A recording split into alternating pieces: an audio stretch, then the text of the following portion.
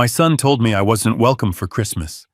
He said I would ruin the aesthetic of his $1 million home. He thought I was just a poor retired old man living on a pension. He forgot who I was. He forgot that I was the one who owned his aesthetic. That night, I made one phone call. By the time I was done, my son wouldn't just lose his house. He would lose everything he thought he knew about his life. My name is Gregory Stone, and I am 70 years old. The engine of my 10-year-old Ford F-150 rumbled as I pulled off the main highway, the tires crunching on the pristine paved road of the Austin suburbs. This part of the city always felt foreign to me, like a different planet.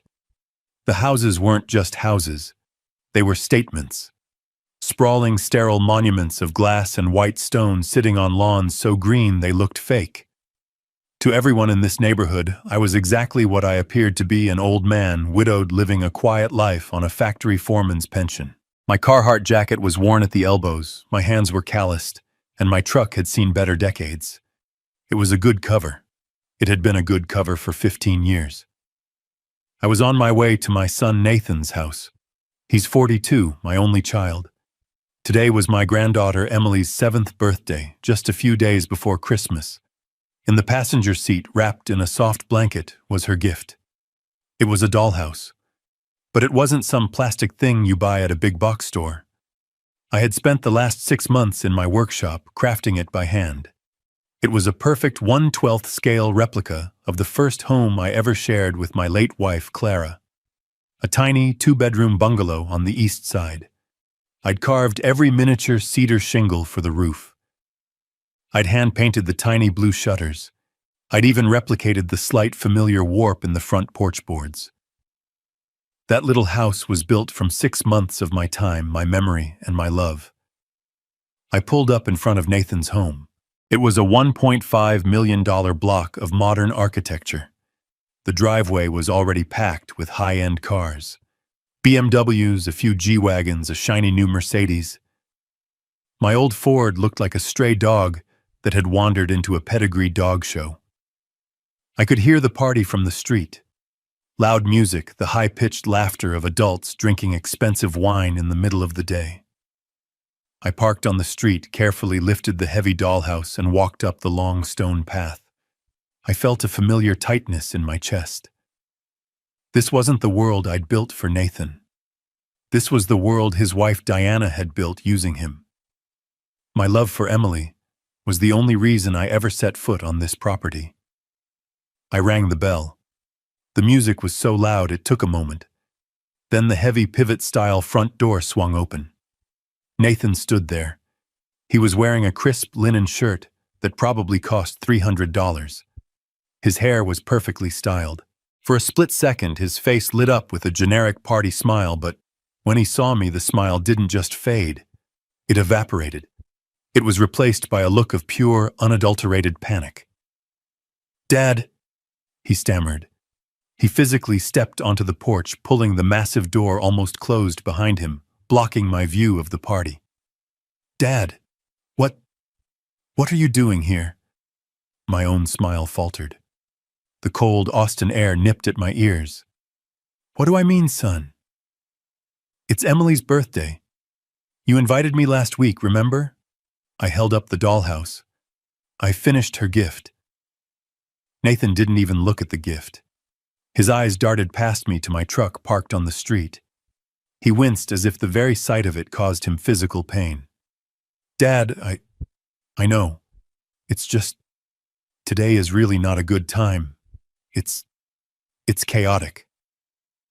"I won't stay long," I said, my voice starting to feel as old as I looked. "I just want to give this to Emily and wish her a happy birthday." Before he could answer, the door swung open again. Diana. She was 40 and she was a presentation. A sleeveless white dress that looked like it was sculpted from marble.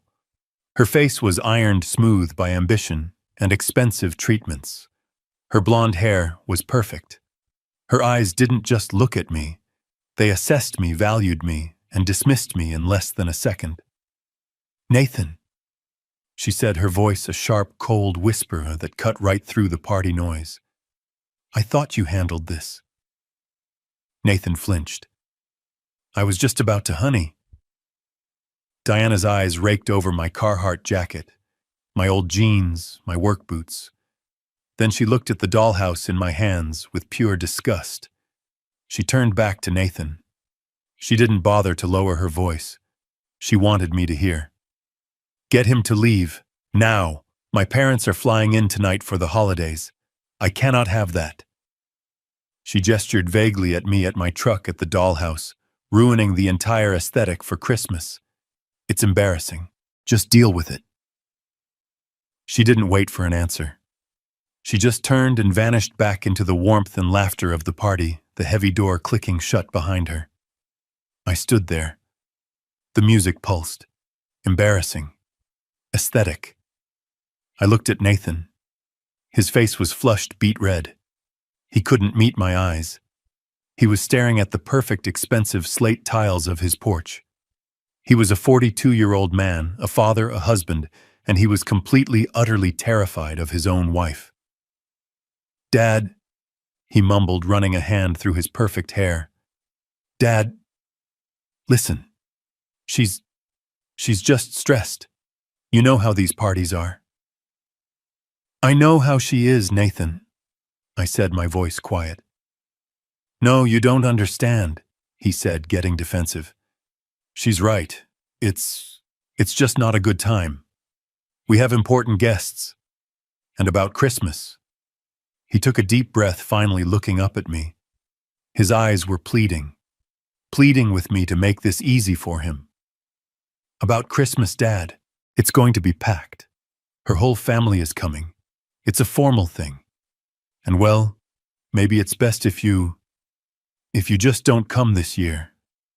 We weren't expecting you. We weren't expecting you. The words hit me. But it wasn't the way you see in the movies. There was no sudden sharp pain. The sadness didn't come. Instead, a profound cold clarity settled into my bones.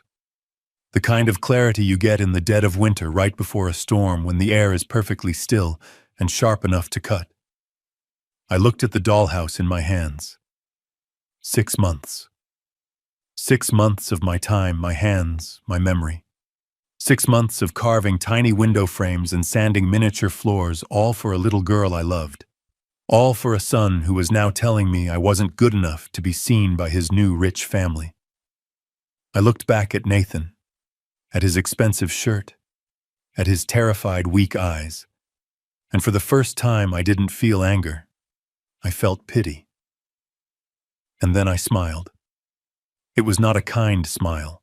It was a smile he had never seen before. It was the smile of Gregory Stone, the man he never knew. Okay, Nathan, I said, my voice suddenly light, almost cheerful. I understand completely. Aesthetic. I wouldn't want to be a bother. Dad, it's not like that. No, it's fine, I said, holding up a hand. You're busy. Your guests are waiting. I bent down and placed the dollhouse, all 6 months of my love, on the cold slate porch. It looked small and terribly out of place, just like me. You have a good party, son. I turned and walked away. I didn't run. I didn't stomp.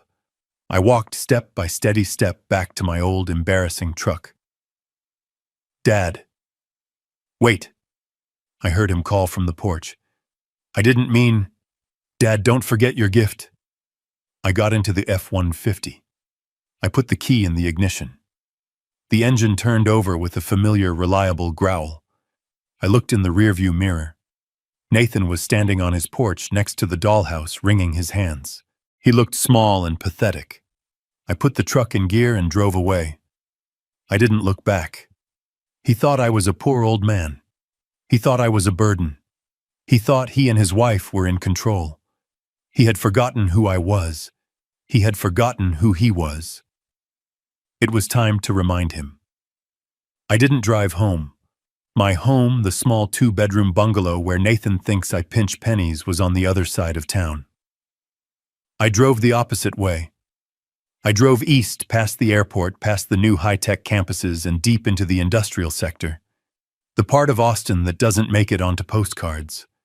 The part where the roads are cracked and the buildings are just giant windowless boxes of corrugated steel. The truck rumbled over a set of railroad tracks. The sky was turning a bruised cold purple as the sun set. I didn't feel the sting of Nathan's words anymore. That aesthetic comment. The casual, brutal dismissal. It wasn't stinging. It was clarifying. It was the final heavy click of a deadbolt sliding into place. I pulled up to a nondescript warehouse at the end of a dead-end street. A faded sign on the chain-link fence read, GS Woodworking. It was a dummy corporation, one of many a shell I'd set up decades ago. My old Ford looked perfectly at home here, parked among rusted delivery vans and discarded shipping pallets. I got out.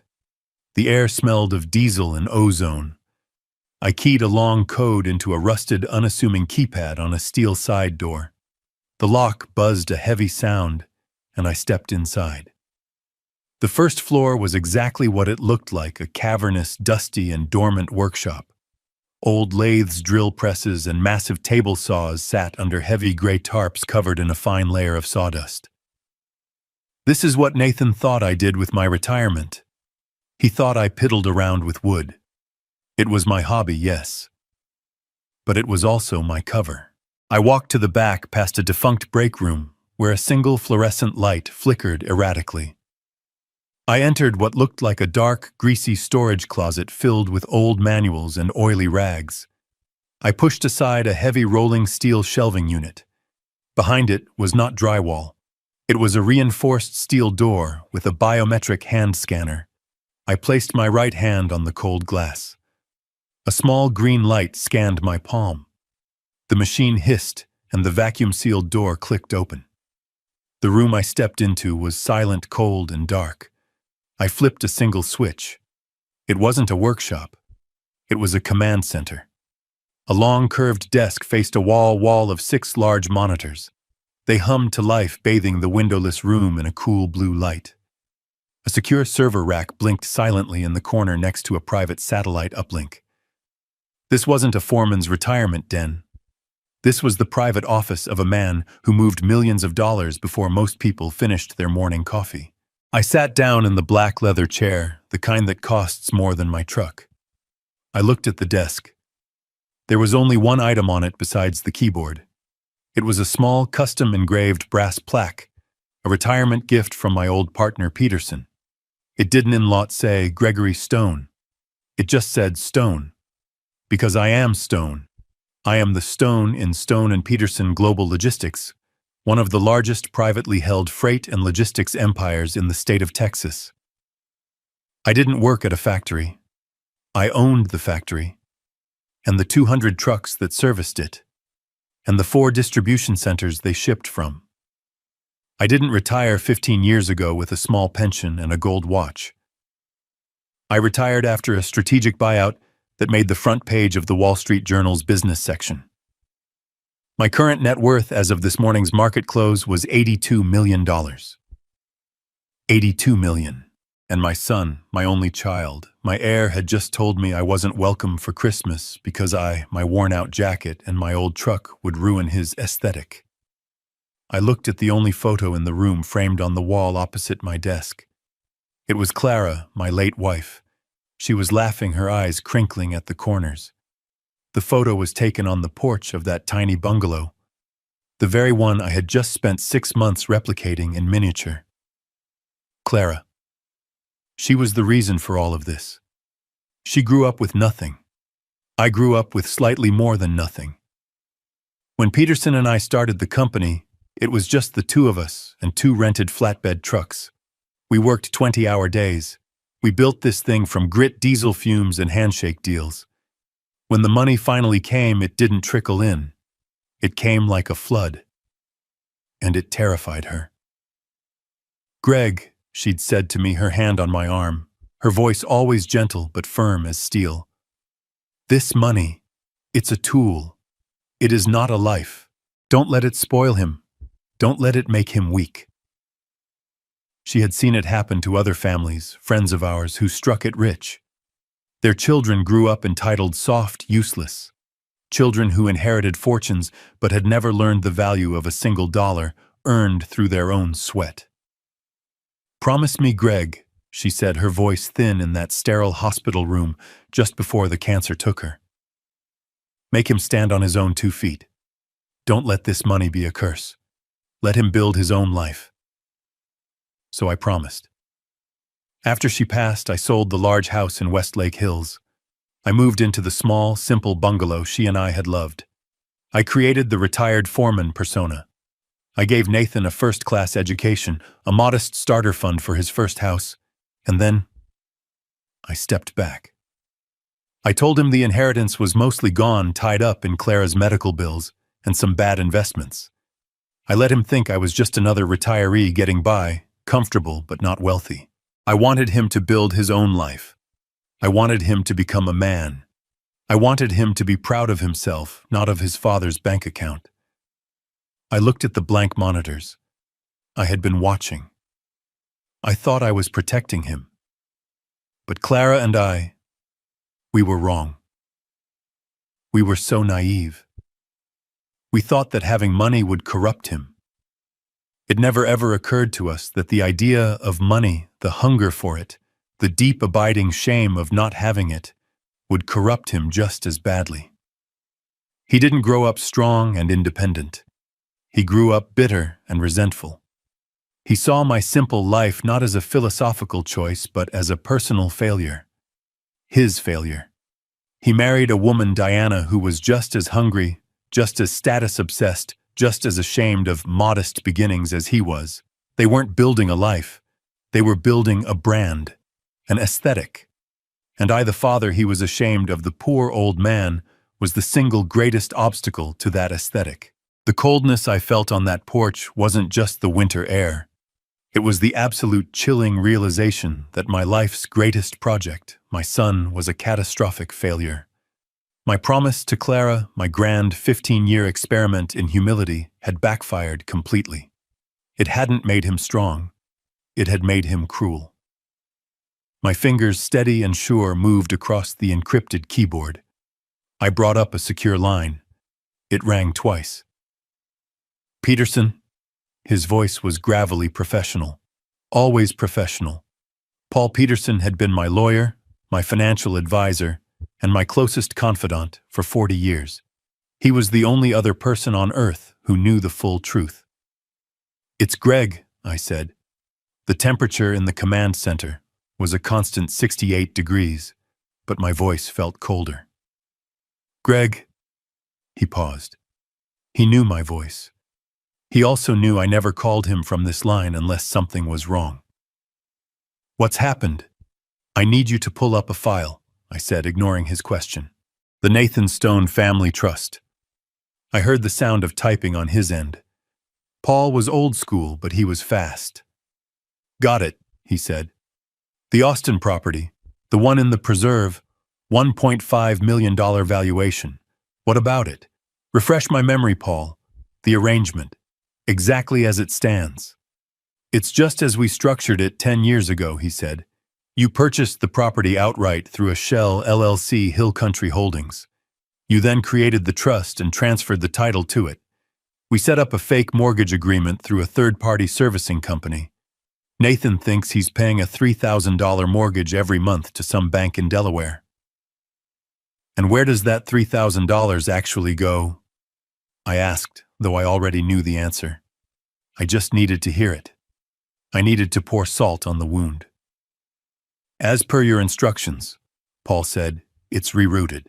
100% of it is deposited directly into a separate shielded investment trust for your granddaughter, Emily Stone. As of this morning, that account holds." I heard more typing. "Just over $430,000. It was a brilliant setup, Greg. A forced savings plan for his daughter." His daughter, my granddaughter. The little girl whose birthday party I was just kicked out of. The little girl whose father was ashamed of me. I looked at the blank monitors. I thought about the dollhouse sitting on that cold slate porch.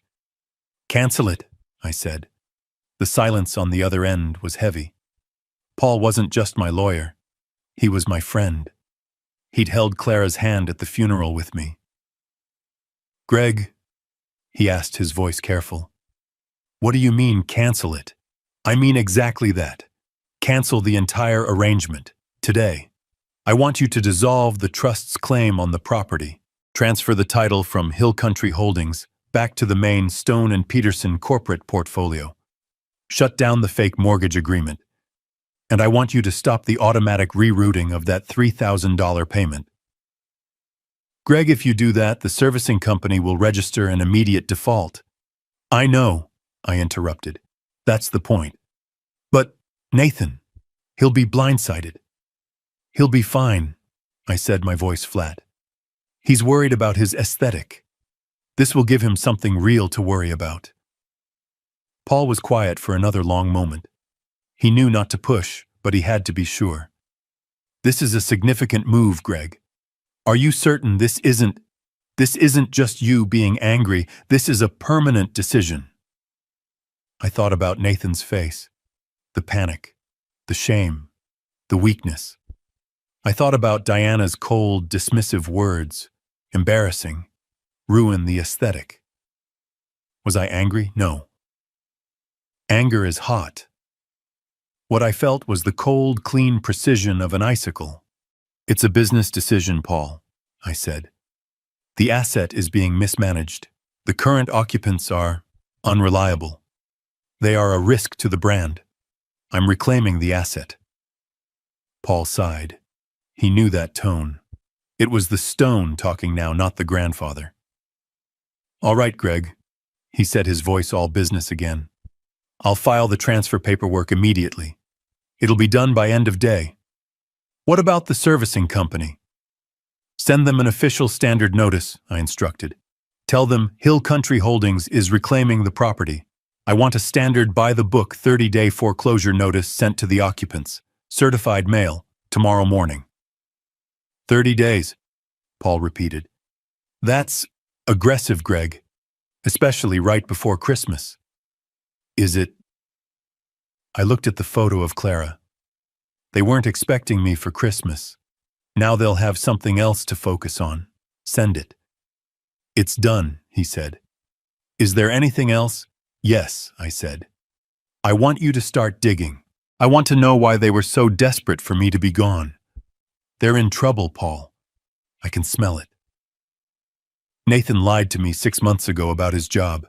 He had me co-sign a $200,000 line of credit. He said it was just in case. I want to know if he's touched it. I want to know what he's hiding." "I'll get my investigators on it immediately," Paul said. "I'll have answers for you within 48 hours. "Good. Thank you, Paul." I hung up the phone. I didn't get up. I just sat there in the blue light of the monitors. The first move was made. The first thread was cut. Nathan and Diana were at this very moment still inside that $1.5 million house, laughing, drinking, celebrating their perfect, aesthetically pleasing life. They had no idea that the foundation they were standing on had just turned to dust. They thought they had 30 days. They didn't realize they had already lost everything. 2 days passed. The silence was profound. It was Christmas Eve. I spent the day in my garage workshop, the one attached to my small bungalow, the one that smelled of pine shavings, old oil, and the varnish Clara used to love. This was the life Nathan and Diana pictured for me, a lonely old man puttering around with scraps of wood, living in the past. They weren't entirely wrong. I was living in the past. I was sanding a small, simple wooden train, a late gift for a neighbor's grandson. My hands were steady. The chisel moved smoothly, carving the contours of the engine. This was my piece. This was what Clara and I had chosen. A quiet life. As I worked the sharp edge of my chisel scraping away the wood, I thought about them. I pictured their Christmas. The massive, perfect tree flown in from Oregon, dripping with white lights. The cold, minimalist table settings. The caterers in the kitchen. I wondered if Emily ever got the dollhouse, or was it stuffed in their garage, hidden away, deemed too folksy for Diana's aesthetic. I wondered if Diana's parents had arrived, and if Nathan was successfully playing the role of the successful son-in-law, his face aching from a forced smile. The certified mail receipt from Peterson confirmed the foreclosure notice had been delivered yesterday afternoon. Diana would have signed for it. They would have opened it. They would have read it. And yet for 2 days, nothing. The silence was almost disappointing. Maybe I thought they had a backup plan. Maybe they were wealthier than I knew. Maybe they didn't need the house. Maybe my one move, my single act of defiance, had meant nothing at all. I finished sanding the small train engine. The sun went down. 5 o'clock. 6 o'clock. I went inside. I opened a can of chili and heated it on the stove. I sat at my small kitchen table, the one Clara and I had bought from a second-hand store in 1978. The house was quiet. 7 o'clock. 8 o'clock. Christmas Eve. I should have felt lonely. I should have felt the sting of my son's rejection. I didn't. I felt calm. The deep, heavy calm of a man who has finally made a decision and is just waiting for the consequences to arrive. At exactly 9:07 p.m., the storm broke. My old flip phone, the simple, dumb phone I carried to maintain my cover, started to vibrate on the kitchen table. It didn't just vibrate. It buzzed with such a frantic energy that it skittered across the Formica countertop. I looked at the small, pixelated screen. Nathan. I stared at it. I let it ring. Once. Twice. 10 times. It stopped. Silence for 3 seconds. And it started again. Nathan. I let it go to voicemail. It stopped. 3 seconds. It rang again. Nathan. I let it go. It stopped. 3 seconds. It rang again. This time, Diana. Her name flashed on the tiny screen. I smiled. A small, tight smile. I let it go to voicemail. This continued without exaggeration for 20 minutes.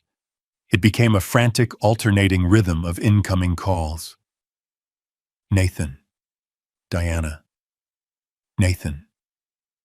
Diana. They weren't just calling. They were panicking. They were pinging me one after the other like two drowning people fighting over a single life preserver. Finally, the house fell silent again. The phone lay on the table, exhausted. I picked it up. The screen glowed with notifications. 38 missed calls. 22 new voicemails. I poured myself a glass of water. I sat down. I turned on the speakerphone. I pressed play. The first message was Nathan. His voice was unrecognizable. It wasn't the voice of the confident, dismissive man who'd turned me away from his porch. It was the high-pitched, breathless squeal of a terrified boy.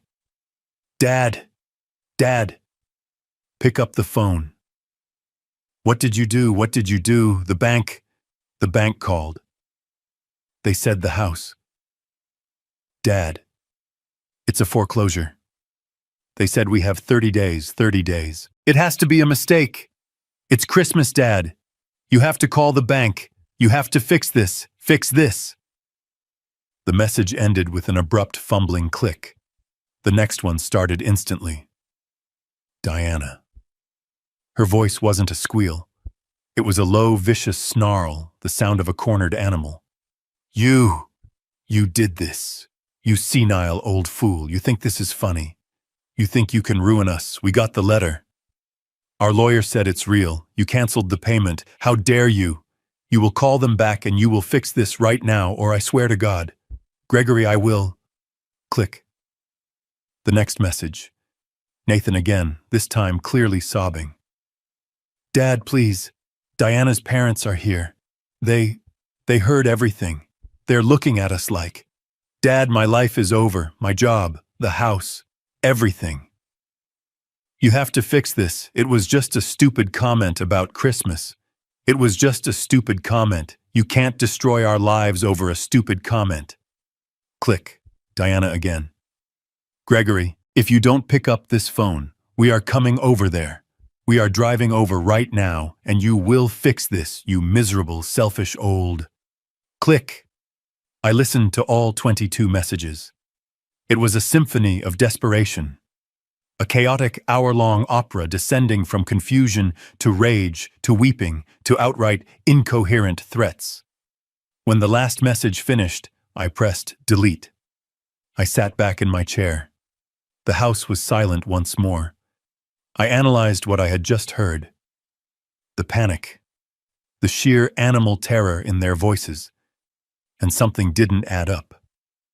Losing a house is bad. It's a catastrophe. Having it happen on Christmas Eve in front of your wealthy in-laws is a humiliation beyond words. I understood that. But this was more than humiliation. This was Armageddon. This was my life is over terror. This was not the reaction of a successful 42-year-old man and his wealthy wife who just lost their primary residence. They would be embarrassed. They would be furious. But destroyed, no. If they lost this house, they would simply move. They would rent. They would downsize. They would be angry, yes. But they wouldn't sound like their world had just ended. This reaction wasn't about losing a $1.5 million house. This was the reaction of two people who had just lost their only lifeline. This was the panic of people who didn't just lose their aesthetic. They had just lost their escape route. They weren't just worried about where they were going to live. They were terrified of what they were running from. I looked at the dark screen of my flip phone. My son had lied to me 6 months ago. He had looked me in the eye, his own father, and lied about the stability of his job. He'd manipulated me into co-signing a $200,000 line of credit. He said it was just in case. And I realized with a sudden sinking certainty that this foreclosure wasn't the end of my plan. It was just the beginning. They were hiding something much, much bigger, and I was about to find out exactly what it was. The phone was silent now. I sat in the quiet of my kitchen, the old clock on the wall ticking loudly, each sound a heavy thud against the silence. 38 missed calls, 22 voicemails. The reek of their panic, their rage, their absolute primal terror still hung in the air, thick as smoke. I replayed the sounds in my head. My life is over. You've destroyed us. We're ruined. I turned off the speakerphone. The house was quiet again. But my mind was not. I tried to line it up. I tried to make the math work. A man like Nathan with a wife like Diana lived on image. I understood that. Losing a $1.5 million home was a social catastrophe. Being exposed in front of her wealthy parents, the ones they were so desperate to impress, was a humiliation. But destroyed, ruined, no. It didn't add up. A man like Nathan doesn't just have one option. If they lost this house, the house I was paying for, they would simply move. Diana's family, the ones she was so worried about, would surely step in. They would rent another pristine, aesthetic-approved property. They would complain. They would blame me. But they wouldn't sound like their lives were over. The terror in their voices wasn't the sound of embarrassment. It was the sound of people whose only escape route had just been set on fire. It was the sound of Balmning who weren't just losing a house. They were losing their last chance. This wasn't about the foreclosure. The foreclosure was just the trigger. The panic was about something else. Something they were running from. And then I remembered. 6 months ago. The memory hit me with the force of a physical blow. It was a hot, humid July afternoon. Nathan had shown up at my bungalow unannounced.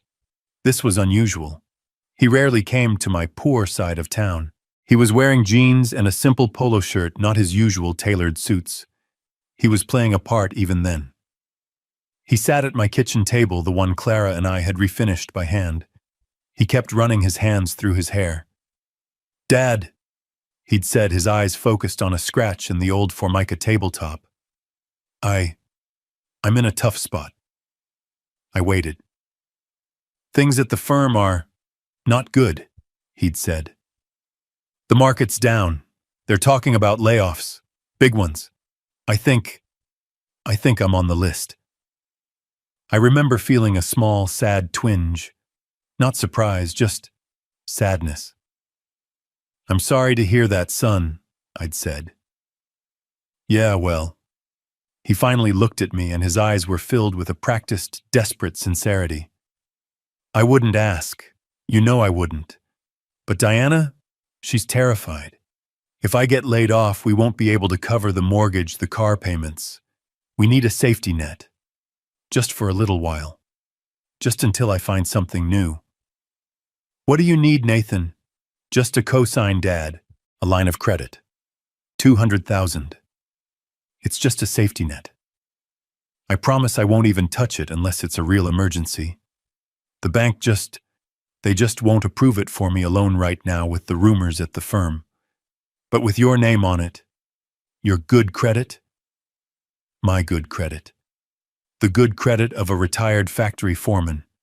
He had no idea what he was really asking for. He didn't know he was asking an $82 million corporation to back his safety net. I'd hesitated. I remembered Clara's voice.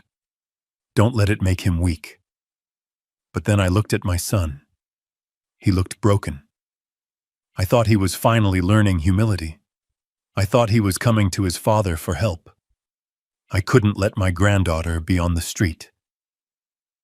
All right, son, I'd said. I'll cosign. But this is for emergencies only. You understand? Absolutely, Dad. Thank you, I promise. You won't even know it's there. Now sitting in my kitchen on Christmas Eve, the silence of the house felt like a tomb. You won't even know it's there. The panic in his voice on the voicemail. It wasn't just about the house. It was about the $200,000. I picked up my secure phone from the office in the basement. I hit the speed dial for Paul Peterson. He picked up on the first ring. He was always working.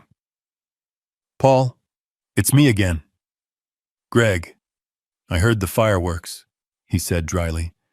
38 missed calls. They sound distressed. Their panic is wrong, Paul. I said, my voice low. It's too much. It's not just the house, that they're hiding something else and something bigger. What do you need? 6 months ago, I co-signed a line of credit for Nathan. $200,000. He promised he wouldn't touch it. He said his job was on the line. I heard Peterson let out a long, slow sigh. The sound of a man who has seen this movie before. Greg, I want to know Paul. I want to know why they were so desperate for me to be gone. I want to know why they were planning to leave the country on Christmas Day, and I want to know how much is left in that line of credit. I want to know everything he's been doing for the last 6 months. Paul was silent for a beat. Greg, I can find out. I can have answers for you by morning. But you have to be prepared. If he's been lying about the house, he's been lying about this too. Are you ready for what I might find? I looked at the old clock on the wall. Clara's clock. Ticking, ticking, ticking. I'm not the one who needs to be ready, Paul, I said. He is. It was Christmas morning. The rest of the city was quiet, a world of rustling wrapping paper and family breakfasts. I was in my command center, the windowless, secure office hidden behind the dusty facade of my warehouse. I'd been there since 5 a.m., staring at the dark monitors, nursing a cup of black coffee that tasted like ash. I was waiting. The encrypted line chirped exactly at 8:01 a.m. I hit the speaker. Paul? Greg. That was all it took. In 40 years, I have heard Paul Peterson's voice deliver news of corporate takeovers, hostile mergers, and the death of my wife. I know all his tones. This was one I hadn't heard before. It was the sound of a man who was professionally disgusted and personally heartbroken. You're on speaker, Paul. Tell me what you found. I'll start with the line of credit, he said, his voice clipped all business. The $200,000 line you co-signed 6 months ago. You asked if he'd touched it. And he didn't just touch it, Greg. He activated it the same day you signed, the same day. The first withdrawal was for $50,000. The remaining $150,000 was drained in 4 separate transactions over the next 2 weeks. The account has been sitting at a zero balance, accumulating interest for 5.5 months. The coffee cup felt heavy in my hand. He had lied to my face. The safety net wasn't a safety net. It was the plan. He'd come to me after he already knew he needed the money. "All right," I said. "That's the what. Now tell me the why." "His job." I heard Paul take a deep breath. This was the one he didn't want to say. "Greg, Nathan wasn't worried about getting laid off." I waited. "He was fired 6 months ago, the day before he came to you for the line of credit." I closed my eyes. The image of him in my kitchen 6 months ago, looking so beaten down, so humble, flashed in my mind. It was all an act. A performance to secure $200,000 from his poor old father. "Why?" I asked. My voice was quiet. "What did he do?" "It wasn't a layoff, Greg," Paul said. "It was termination for cause. I spoke to their general counsel. He didn't want to talk at first, but when I mentioned my name, and your name, he opened up. He said they were trying to handle it quietly out of respect for you, but they were building a case. A case for what Paul stopped dancing. Embezzlement." The word just hung there in the sterile air of the office. Embezzlement. It wasn't a word I associated with my family. It was a word for spreadsheets, for newspapers, for strangers in cheap suits being led into courthouses. It wasn't a word for my son. "He didn't just take a little Greg," Paul continued, his voice hardening. "He'd been at it for over a year, skimming from client escrow accounts, moving fractions of pennies, then whole dollars, then thousands. He was smart. He covered his tracks. But he got greedy. He got sloppy. They caught him." I tried to breathe. "How much?" "Their internal audit found he'd stolen just over $190,000. I did the math in my head. He stole $190. He borrowed $200. He'd used my money, my good name, to pay back the money he'd stolen. He'd used fraud to cover up his theft." "So, the line of credit, he paid them back?" I asked.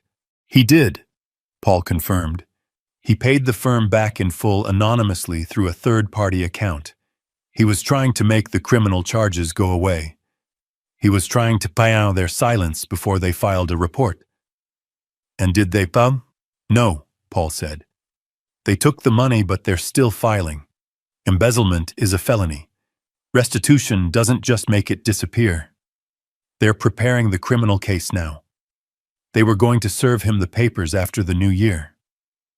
I stood up and walked over to the concrete wall of the warehouse. I pressed my forehead against the cold, rough surface. My son was a thief. He wasn't weak. He wasn't just influenced by his greedy wife. He was a criminal. He had looked me in the eye and manufactured a lie about layoffs to manipulate me into giving him the money he needed to cover his own crime. And I had fallen for it. Gregory Stone, the man who had built an $82 million empire by reading people, by never missing an angle, had been played like a cheap fiddle by my own flesh and blood. "Greg, you still there?" Paul asked. "I'm here." My voice was a rasp. "So, the foreclosure, their panic. It all makes sense now," Paul said, thinking out loud. Losing the house was bad.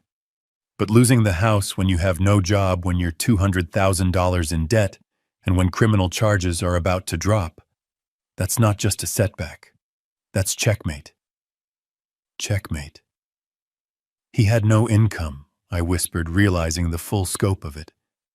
"He's had no income for 6 months. They've been living on that line of credit. My line of credit. And whatever was left of it, Greg. Which wasn't much." I thought of Diana, her obsession with aesthetic, her expensive clothes, The parties, the Mercedes. They weren't just living beyond their means. They were living entirely on my means, on my name. Thank you, Paul, I said. There's one more thing, he said. The why. Why were they so desperate for you to be gone by Christmas? It's not just because they were hiding this. It's worse. My blood ran cold. Worse? How can it possibly be worse than embezzlement, Paul? I'll have the full report for you tomorrow, he said. This part I need to verify in person. It's unbelievable. Greg, just stay safe. And don't talk to them. Not until you've heard what I have to say. He hung up. I stood in the silence of my office. The calm I felt on Christmas Eve was gone. The cold precision was gone. It was replaced by a slow, burning, radioactive rage. He hadn't just insulted me. He hadn't just lied to me. He had used me. He had used my love, my trust, and my good name to cover up a felony. And he was still hiding something. I looked at the phone. I knew they would call again. They were desperate. They were trapped. And trapped animals are the most dangerous. I picked up the phone and dialed my head of security. Alex, I said, I need a full surveillance team on my son's house. I want to know who they talk to. I want to know where they go. And I want a detail on my granddaughter, Emily. Effective immediately. My son thought he was fighting for a house. He had no idea what he had just started. I was still trying to process the numbers. $190,000. Stolen. $200,000. Borrowed. My name. My debt. My son a criminal. My entire life I had built a fortress of financial security. I had done it to protect my family, to give them the one thing Clara and I never had: peace. And in one afternoon, my son had taken that fortress, my name, my reputation, and he had tied it to his own sinking ship. So, I said, my voice barely a whisper, he's broke. He's a thief. He's facing prison. And I'm left holding the bag for $200,000. That's the shape of it, Greg. Paul's voice came over the speaker, heavy with the bad news. But that's just the what. It still doesn't explain the why. Why Christmas? Why the desperation to get you out of that house? Why the 38 missed calls? It still felt disproportionate. I ran my hand over my face. What do you mean it sounds like a pretty complete picture of desperation to me, Paul? No, Paul said. Think like they do. They're cornered. They're rats. They've just lost their house. They're about to be exposed. What's their next move? They don't just sit there and wait for the police. They run. I leaned forward, my hands gripping the edge of my desk. Go on. I did what you asked, Greg. I dug deep. I put our investigators on their travel records, their recent purchases, their online activity. And I found it. This wasn't just about hiding the foreclosure notice from you. This wasn't just about aesthetic. This was about their exit strategy. Your son and his wife, Greg, they were planning to flee the country. The words hit me. Flee. Abandon everything. Abandon me. Abandon their daughter. Where? I asked. One-way tickets. Booked 3 weeks ago. Departing from Austin Bergstrom International Airport. Destination Owen Roberts International Airport. Grand Cayman. The Cayman Islands. Of course. A non-extradition country. A place to disappear with whatever money you had left. And the departure date, Greg, Paul said, his voice dropping. That's the kicker. The departure date was today, December 25th, Christmas Day, 3:30 p.m. It all clicked into place.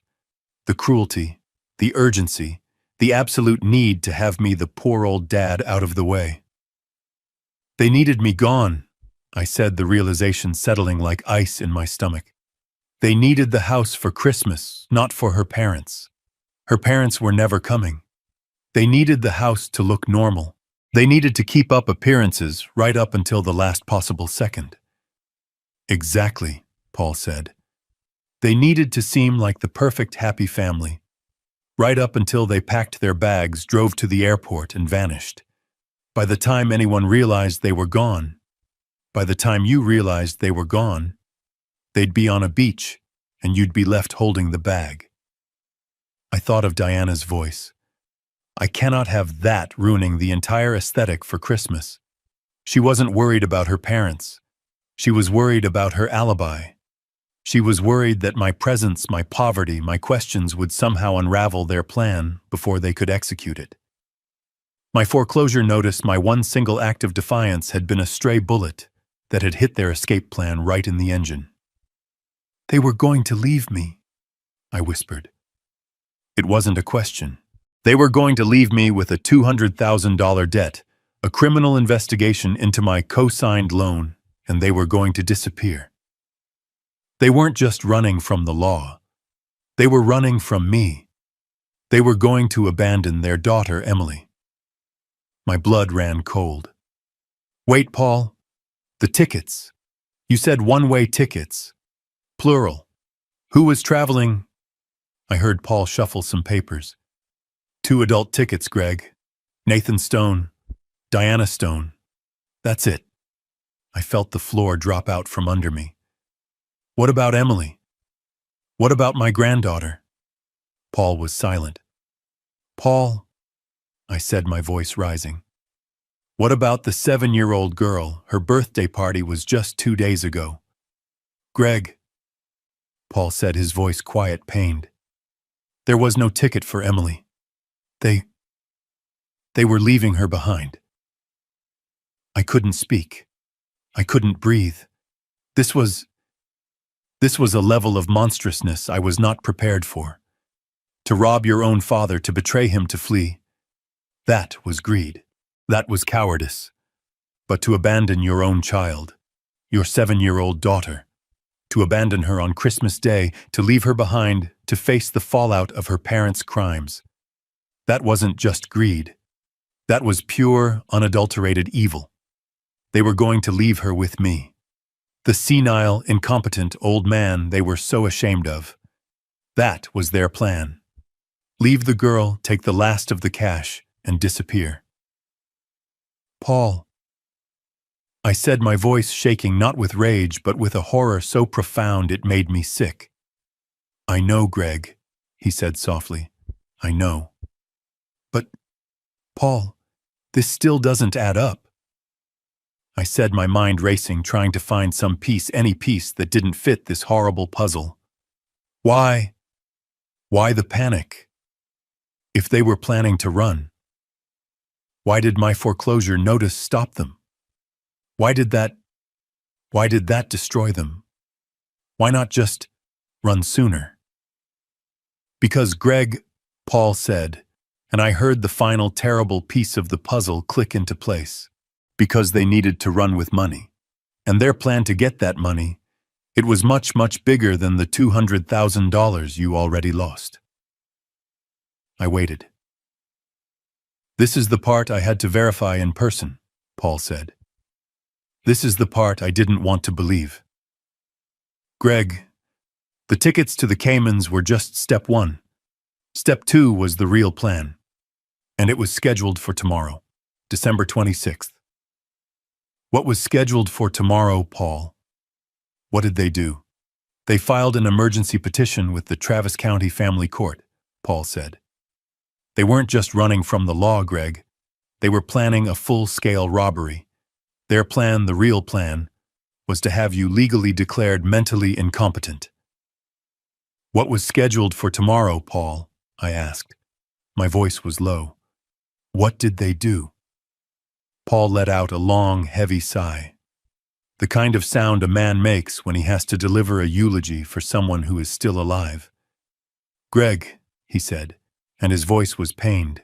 The Cayman tickets, the embezzlement, that was just them trying to stop the bleeding. The real plan, The one they've been working on for months. That was scheduled for December 26th. Tomorrow. He paused. They filed an emergency petition with the Travis County Family Court. My mind went blank. A petition, a hearing. What kind of hearing? Greg, he said, and I could hear him steeling himself.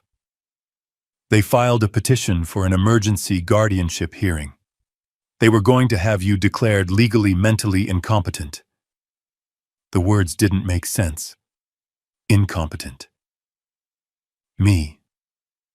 I felt a strange hollow laugh bubble in my chest. It died before it reached my lips. They. What? On what grounds? On the grounds. Paul said, his voice now dripping with professional contempt, that you are suffering from senile dementia, that you are a danger to yourself and your finances, that you are no longer capable of making rational decisions. I stared at the concrete wall. My son Nathan, the boy I had taught to read, the boy whose fevers I had nursed, the boy I had protected. He was trying to have me declared insane. But the evidence, I stammered. There is no evidence. I'm perfectly fine. I just spoke to my doctor last month. You don't need real evidence for an emergency petition, Greg. You just need testimony. And they had it. We pulled the file. They had sworn notarized affidavits from 3 of Diana's friends. Friends who our investigator confirmed all received consulting fees from Diana last week. All 3 of them swearing they'd seen your rapid mental decline. I felt sick. They had a full narrative, Greg. Paul continued, his voice cold as a scalpel. They painted a picture. They told the court you're an old man living in abject poverty and self-neglect.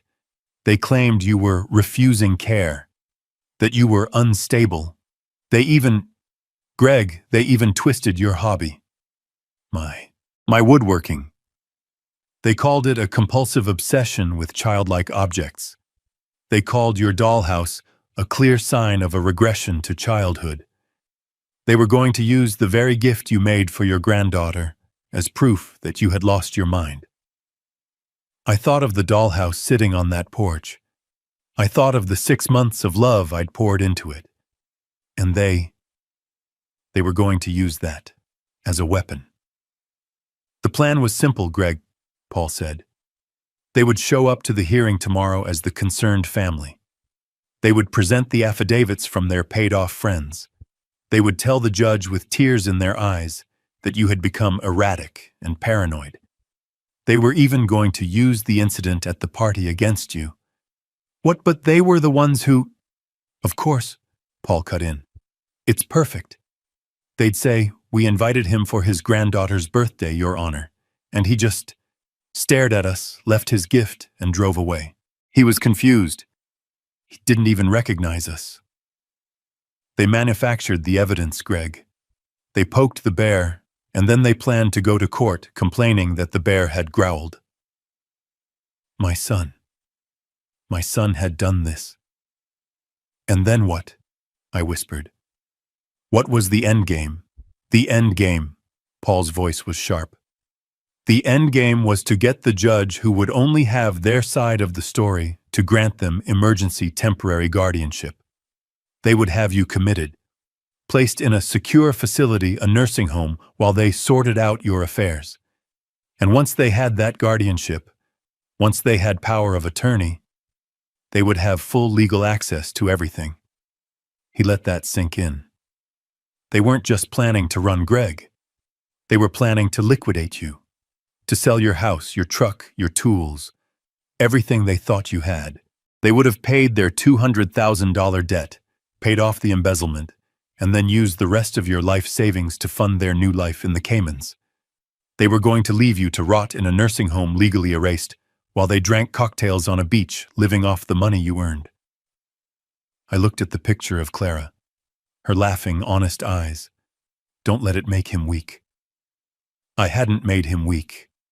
I had made him this monster, this coward. This wasn't just a betrayal. This wasn't just theft. This was This was a level of cold, calculated patricidal greed that I had never in my 70 years known was possible. They weren't just planning to abandon their daughter. They were planning to abandon me, to bury me alive after stealing my name, my money, and my mind. The rage that had been a cold, clean icicle. It was still cold. But it wasn't an icicle anymore. It was a glacier. A vast, silent, unstoppable force. "Greg, are you there?" Paul asked. I was there. Oh, I was more there than I had been in 15 years. They think I'm poor, I said, my voice barely a whisper. They think they're doing all this for a small house and a foreman's savings. Yes, Paul said. They have no idea, Greg. They're trying to rob a corner store not knowing it's the front for the entire Federal Reserve. They're not just trying to rob me, Paul, I said. They're trying to erase me. I stood up. I looked at the 6 monitors, dark and waiting. Mom, please. We can still fix it. Benjamin begged, his voice cracking with a desperation that was almost pathetic. We're family, aren't we? A family doesn't betray, I replied, my voice echoing slightly in the real estate office. A family doesn't steal. A family doesn't plan the mental destruction of one of its members. What you are, I said, looking at him, at his wife, at his daughter, is not a family. It's a criminal organization that shares a last name. We gave you 45 years of our lives, Eleanor shrieked. You didn't give me 45 years. I shot back, my voice like steel. I gave you 45 years of my life. I gave up everything for you. And you were just waiting for me to die, to inherit the pittance you thought I had. We need that money, Mom, Benjamin finally roared, his true face showing. We have debts problems. And that's why you decided to drive me crazy, I said. That's why you decided to steal from me. That's why you decided to destroy the last years of my life. It wasn't personal, he spat. Those 3 words. It wasn't personal. 45 years of love. 45 years of sacrifice. 45 years of raising a boy I hadn't sired, but had loved as my own. And it wasn't personal. You're right, Benjamin, I said, my voice dropping to a whisper that cut through the entire room. It wasn't personal for you. And from now on, it won't be personal for me either. I turned to my lawyer. Dr. Montgomery, I believe we're finished here. I hung up the phone. The war had been officially declared, and I had all the weapons. I hung up the phone. The speaker clicked off, plunging the command center back into its usual humming silence. The monitors glowed, showing financial data streams and market reports that meant nothing to me in that moment. I just sat there. I didn't move. I didn't pace the concrete floor. I didn't pound my fist on the cold steel desk. I didn't swear. I just sat. I stared at the rough gray concrete wall opposite me. I listened to the quiet, rhythmic whir of the server rack. I counted the seconds as they ticked by in my head. 1, 2, 3. I sat there motionless for 10 full minutes. The hot, burning rage I felt when I learned about the embezzlement, that was gone. The shock I felt when I learned about the line of credit, that too was gone. All of it had been burned away like fuel, leaving something else in its place. Ice. A profound, structural, and perfectly clear sheet of ice was forming inside my chest. They hadn't just insulted me. That was the party 2 days ago. They hadn't just lied to me. That was the line of credit 6 months ago. They hadn't just stolen from me. That was the embezzlement. No. This was something else entirely. They had planned to erase me, to have me declared incompetent, to use my love for my granddaughter, the dollhouse I built with my own hands, as a weapon to prove I was insane, to lock me away in a facility, to strip me of my name, my mind, my identity, and my freedom. This wasn't just a betrayal. This wasn't just a theft. This was an execution. They were planning to bury me alive. A senile old man, a burden, a man who had lost his mind, a man who refused care. The narrative they had built, it was perfect, and I had walked right into it. My simple clothes, my old truck, my quiet life, my obsession with woodworking. I had spent 15 years building my cover to protect my son from the poison of wealth, and he in turn had used that very cover as the blueprint to destroy me. The irony was so sharp, so perfect, it almost made me admire the sheer diabolical efficiency of it. They thought they were attacking a poor, retired foreman. They thought they were kicking a sleeping dog. They had no idea they had just kicked a hibernating grizzly bear. 10 minutes were up. The ice was fully formed. I knew exactly what to do. I picked up the secure phone. I dialed Peterson. He answered on the first ring. "Greg, are you all right?" His voice was filled with genuine human concern. "I'm fine, Paul," I said. My own voice surprised me. It was calm. It was steady. It was the voice I used to use in the boardroom, the one right before I was about to gut a competitor and sell their company for parts. "Paul, I have new instructions. I need you to listen very carefully." "Anything, Greg. What's the play?" "First," I said, "the foreclosure notice we sent." "Yes. Cancel it." There was a stunned silence on the other end of the line. "Greg, I don't understand. I thought that was the point." "You thought I wanted to punish them by taking the house," I said. "That was an emotional move. This is a strategic one. I don't want them panicked about the house. I want them panicked about the money." "Go on," Paul said, his voice shifting. He was back. He was all business. He understood. "Cancel the foreclosure immediately. Call the servicing company. Tell them it was a clerical error, a system mistake. Restore the fake mortgage agreement. Restore everything related to the property. I want Nathan to wake up tomorrow morning, check his account, and see that the house is safe. I want them to feel a wave of relief. I want them to think they're safe." You're giving them the house back." "I'm letting them think they still have the house," I corrected. "I'm leaving the cheese in the trap. They're cornered rats, Paul. If we take away their hole, they'll just scatter. I want them to stay right where they are, thinking they've outsmarted the confused old man." "All right," Paul said. I could almost hear him smiling. "Clerical error. The foreclosure is gone. What's next?" "Next," I said, "we cut off their oxygen. The $200,000 line of credit. The one I co-signed. The one you're now liable for. That's the one. I want you to freeze it, not cancel it. Freeze it. Effective immediately. Call the bank.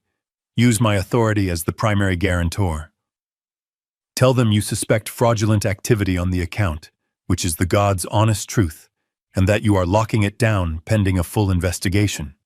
I want it frozen so tight, not a single dollar can be moved in or out." "Oh, that's beautiful, Greg," Paul said. "They'll wake up thinking the house is safe, but the cash they were living on, the cash they were going to use to run to the Caymans, is gone." "Exactly. They'll be trapped. They'll be in that house with no job, no money, and a criminal indictment hanging over their heads. They'll panic, and they'll make a mistake." "And when they do," Paul asked. "When they do," I said, "we'll be there. That's the last thing. Tomorrow, 10 a.m. I want you at my bungalow, the small one, the foreman's house, and I want you to bring 2 men with you, not lawyers, not accountants. I want the 2 best private detectives on your payroll, the ones who look like they mean business." "You're planning a confrontation." "I'm planning an intervention," I replied. "They're desperate. They're out of cash. Their escape plan is ruined. Their only remaining move is the competency hearing. They have to come to me. They have to either beg me for money, or they have to accelerate their plan to have me committed. I looked at the photo of Clara, her laughing smile. Either way, I finished. I'll be ready for them. Tomorrow, Paul, we end this. We end this for Clara. We'll be there at 10, Greg, and be careful. Don't worry about me, I said, hanging up the phone. They're the ones who need to be careful now. I didn't have to wait long. It was the day after Christmas, 10 o'clock in the morning. I was in the small kitchen of my bungalow reading the newspaper, a simple cup of black coffee steaming on the formica table. The house was silent. I was waiting. I heard the car before I saw it. It came down my quiet residential street too fast. A squeal of brakes, a sound entirely out of place in my sleepy neighborhood. Then a car door slammed, followed immediately by another. Heavy, frantic footsteps on my porch. Then the banging. Not a polite knock. Not an angry pound. It was a desperate, panicked, rhythmic slamming, like someone trying to break the door down. I folded my newspaper, took a slow sip of my coffee, and stood up. I walked to the door. I looked through the peephole. It was Nathan. His face was pale, glistening with sweat despite the cold. His eyes were wide, darting back and forth. Diana was right behind him, her perfect hair a mess. She was clutching her phone in a white-knuckled grip. I unlocked the deadbolt and opened the door. Before I could say a word, Nathan pushed past me, stumbling into my small living room. Dad? Thank God. Thank God you're here. He grabbed my shoulders, his grip painfully tight. He was shaking. Dad, I don't know what's happening. The line of credit, it's frozen. They froze the account. We're ruined. We have nothing. You have to call them. You have to tell them it's okay. You have to help me. His voice was high-pitched, cracking. This was not the man who had told me I'd ruin his aesthetic. This was a cornered animal. Diana rushed in behind him, but she had already chosen a different strategy. Her face was streaked with tears. They were real tears, but they weren't tears of sadness. They were tears of pure, unadulterated rage and terror. She was a terrible actress. Greg, she sobbed, rushing toward me. She never called me Dad. Greg, please, we are so sorry. We're monsters. We know. What we said about Christmas. We were stressed. We were horrible. We were wrong. She actually tried to grab my hand. I let her. Her skin was clammy. But you can't do this to us, she wept, her voice climbing. They froze everything. We went to the bank this morning. The line of credit. It's locked. We have nothing, Greg. We can't pay for anything. We will lose everything you have to help us. I looked at her, then I looked at my son, who was pacing my small living room like a caged wolf. Everything? I asked. My voice was quiet, curious. Everything, Nathan shouted.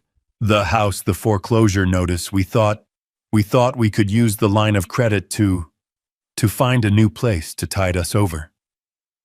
But it's gone. They said it's frozen for fraud investigation. What did you tell them, Dad? What did you do?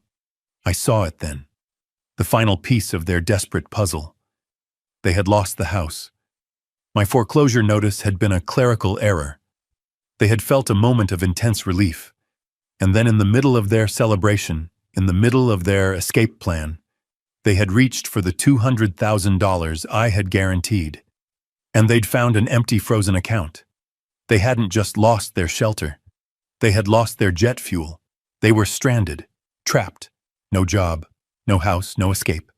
And the legal consequences for Nathan's embezzlement were still barreling toward them.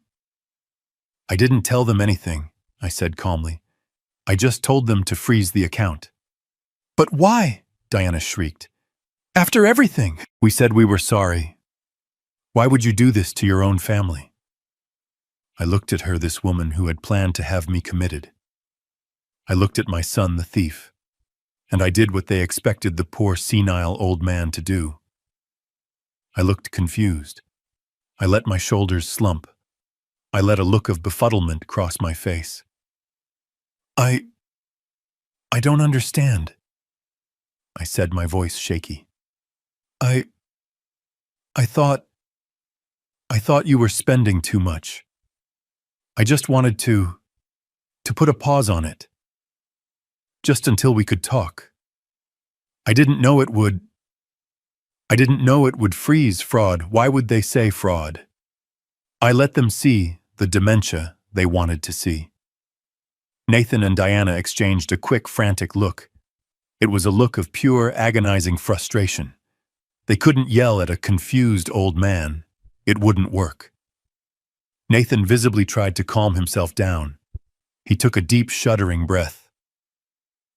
"Okay," he said, forcing his voice to be gentle the way you speak to a child or an invalid. "Okay, Dad. It's okay. It was just a mistake. A big mistake. But you can fix it. You just have to call the bank. Right now. You're the co-signer. You have to tell them it's all a misunderstanding, that there's no fraud. You have to tell them to unfreeze the account. Right now." "Yes, Greg," Diana chimed in, her voice dripping with fake, desperate sweetness. "Please, just one phone call. That's all we need. Then we can all sit down and talk. We can fix everything." They were lying again. They didn't want to fix anything. They just needed the money. They needed to run. I knew Peterson had my investigators watching them. I knew they were trapped. I nodded slowly, putting my hand to my head, as if I was overwhelmed by all the noise. It's all so much. So fast. The house, the money. I don't feel well. I walked slowly to my old sputtering kettle and filled it with water from the tap. My hand was perfectly steady. I put it on the stove and turned on the gas. The click, click, click of the igniter was the only sound in the room. Nathan was vibrating with impatience. "Dad, the phone, please call the bank." I turned and looked at them. Two predators caught in a trap, now trying to sweetly coax the hunter into letting them out. I smiled. A simple, grandfatherly smile. The kettle hissed as it began to heat up.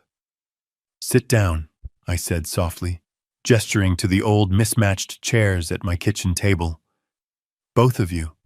You look terrible." They stared at me, confused by the invitation.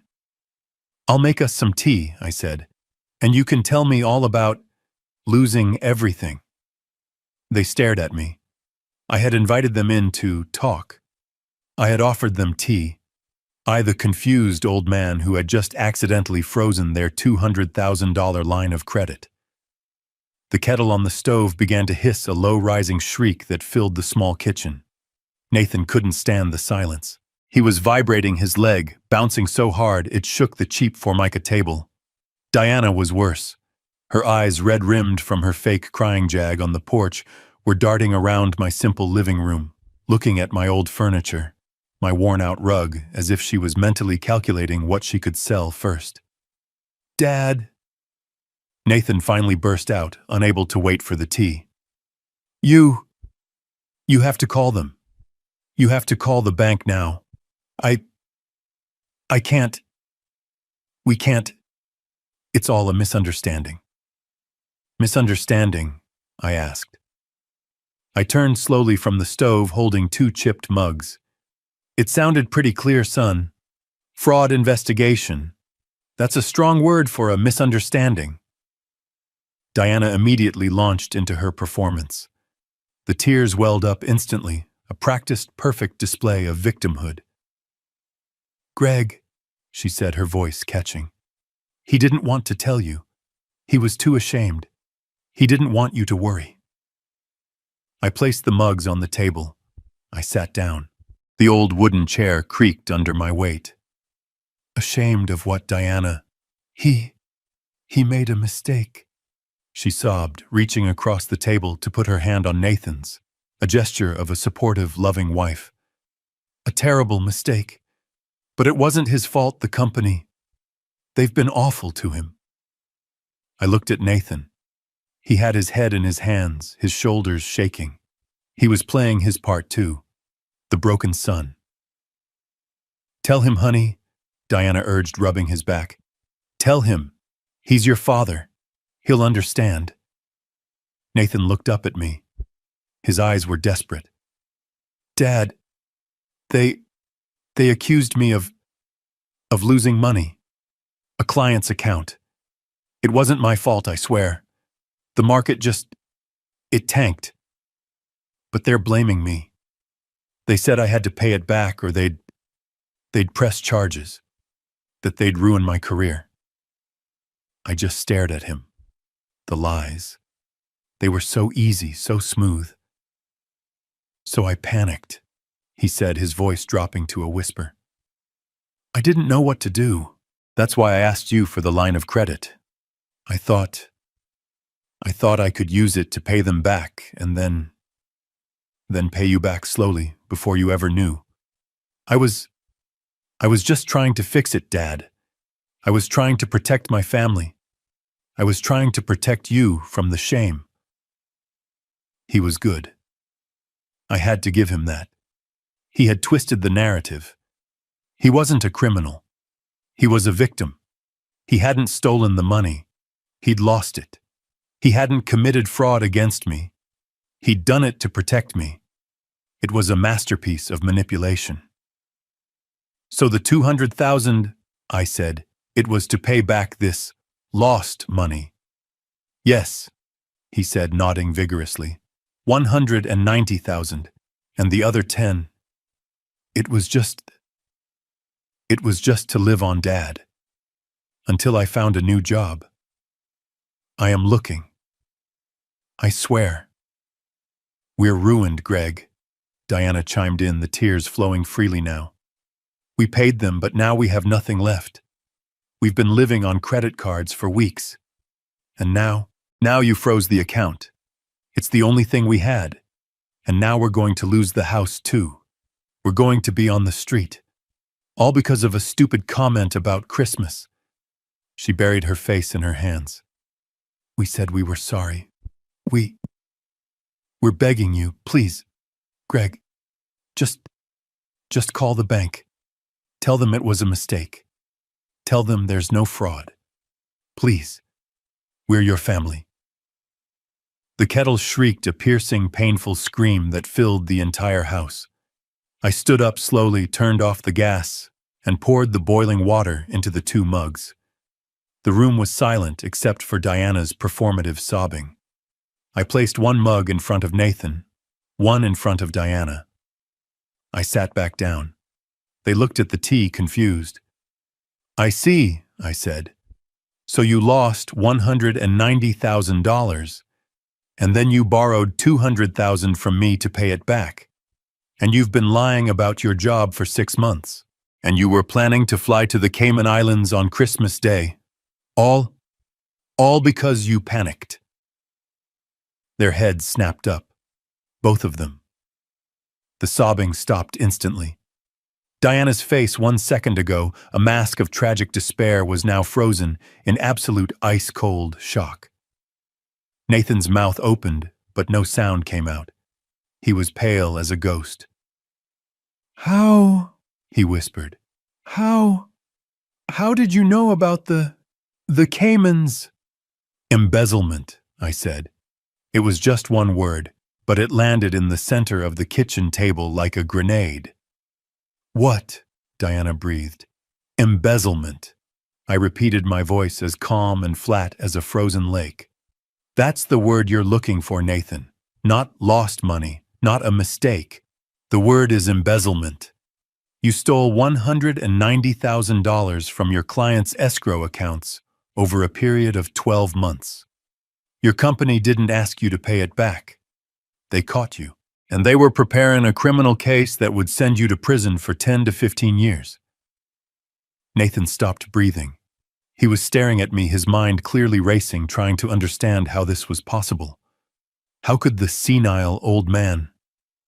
"And you," I said, turning my gaze to Diana, "you didn't just find out. You were in on it from the beginning. You were the one who researched non-extradition countries. You were the one who booked the one-way tickets.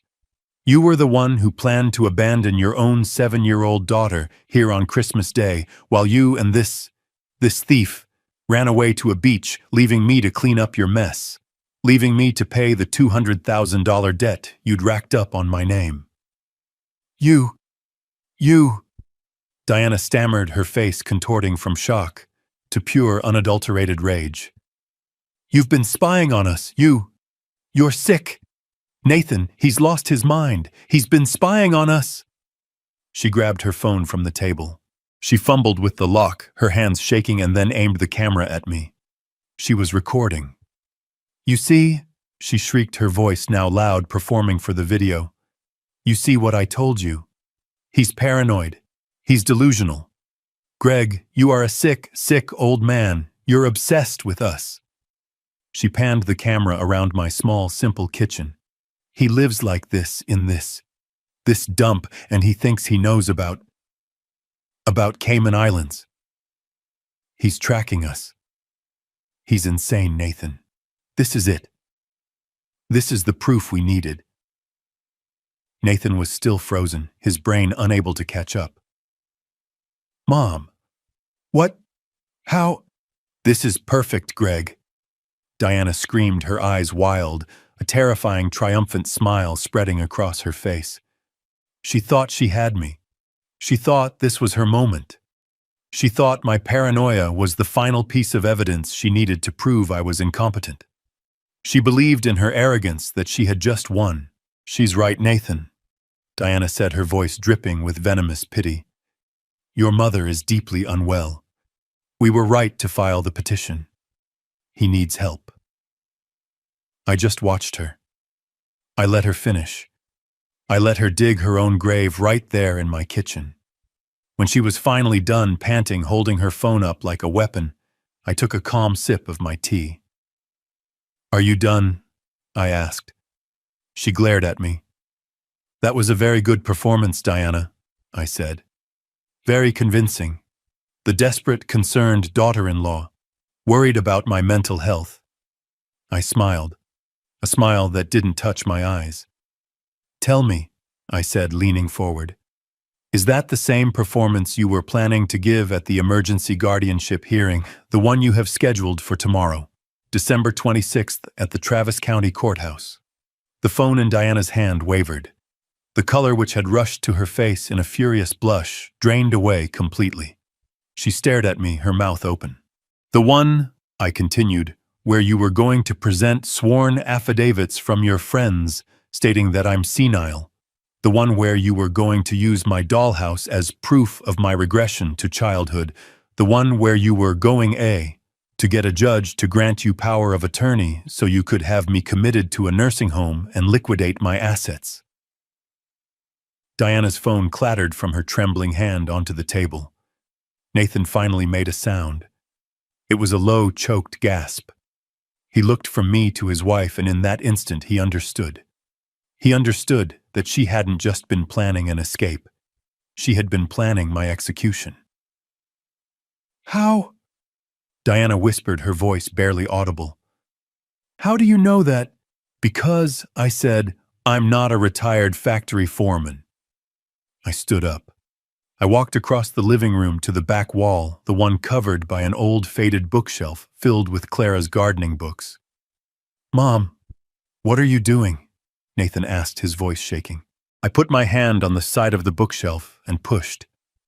With a soft hydraulic hiss that was utterly silent in the small house, the entire bookshelf, books, shelves, and all swung inward, revealing a dark staircase leading down into the concrete foundation. Nathan and Diana just stared, their faces a mask of complete and total disbelief. You have a basement, Nathan stammered. This house is on a slab. Appearances can be deceiving, son, I said. I turned and looked down the stairs, into the darkness. Paul, I think our guests are ready. Footsteps. Heavy, measured footsteps coming up the stairs. A moment later, a man emerged into the light of my kitchen. He was in his late 60s like me, but he wore a perfectly tailored three-piece suit. He was holding a thick, leather-bound briefcase. It was my friend, my lawyer, my partner. It was Peterson. "Paul," Nathan whispered. He recognized him. He'd met him at Clara's funeral, introduced as an old friend from the factory. "Hello, Nathan," Peterson said. His voice was polite, but his eyes were chips of ice. "Diana." "What? What is this?" Diana demanded, finding her voice. "Who are you? What is going on?" "This," Peterson said, "is what you'd call a change in circumstances." He stepped aside, and two more men walked up the stairs behind him. They were not lawyers. They were tall, they were built, and they were wearing the unmistakable dark blue windbreakers of the Austin Police Department's Financial Crimes Division. Diana saw them. She let out a small, strangled scream. Nathan shot to his feet, knocking his chair over. He looked at the door. He looked at the windows. He looked at the detectives. He was trapped. "Nathan Stone. Diana Stone," the first detective said, his voice filling the small, quiet room. "You are both under arrest for conspiracy to commit elder fraud, perjury, and felony theft." "No," Diana shrieked, lunging for the door. "You can't! We're the victims. He's the one who's crazy. He's the one who's... Her voice died as the second detective calmly stepped in front of her, blocking her path.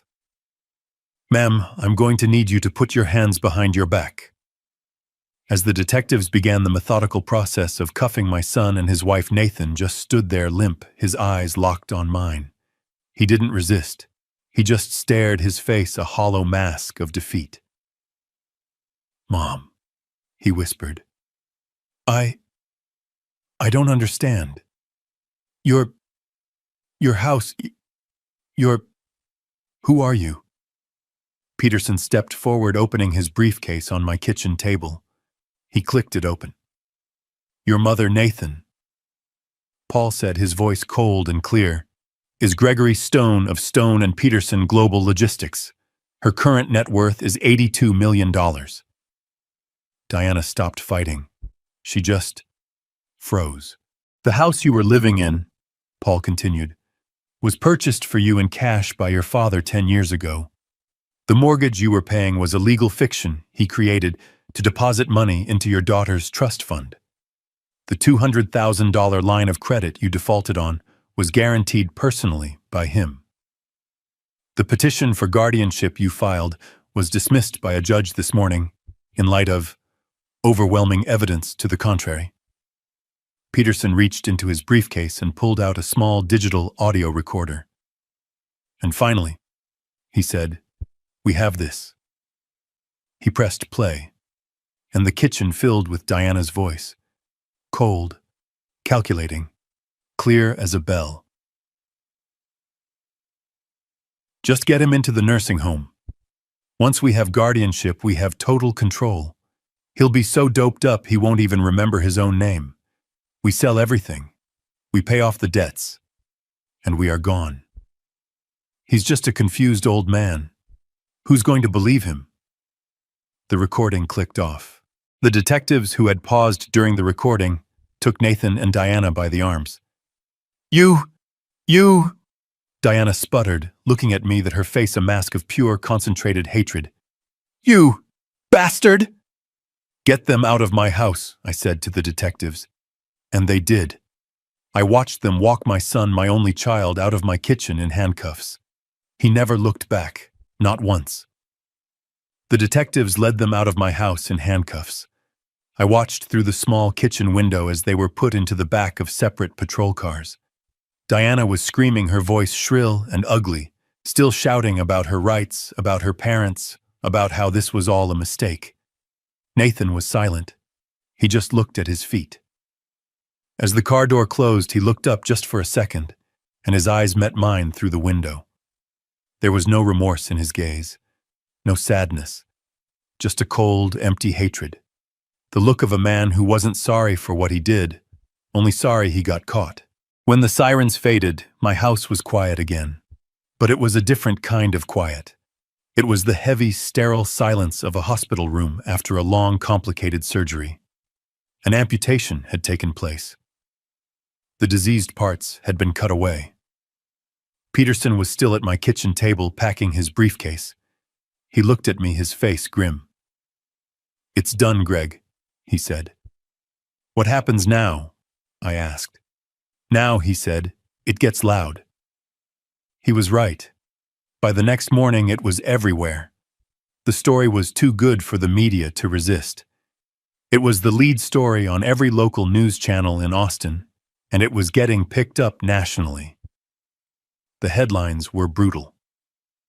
"The Phantom Foreman, Austin Millionaire's Secret Life Exposed." "Son's Plot to Commit Father Steal Millions Unraveled." "The Aesthetic Deception, How a Greedy Couple's Lies Led to Their Arrest."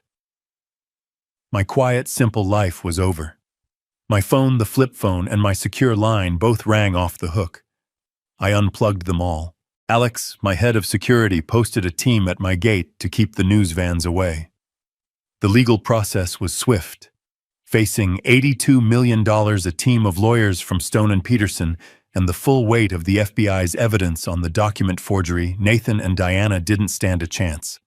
Their entire defense crumbled, but their marriage crumbled first. I heard it from Peterson. The moment they were in separate interrogation rooms, Diana sang like a canary. She turned on Nathan with a speed and viciousness that was almost impressive. It was all him, every bit of it. She painted herself as a terrified, manipulated wife, a victim of a charismatic, gambling-addicted criminal. She claimed the embezzlement was his secret, that the $200,000 loan was his scheme, that the plan to have me committed was his desperate, evil idea. She claimed she only went along with it because she was afraid of him. She lied, of course. She lied beautifully. She lied to save herself, and it worked. She took a plea deal. She testified against her own husband. I was in the courtroom for the sentencing. I had to be. Diana was first. She wore a simple, modest gray dress. Her hair was pulled back. No makeup. She looked like a mouse. She cried on the stand as she read her apology to the court and to me. She said she was blinded by a toxic love and was seeking therapy for her codependency.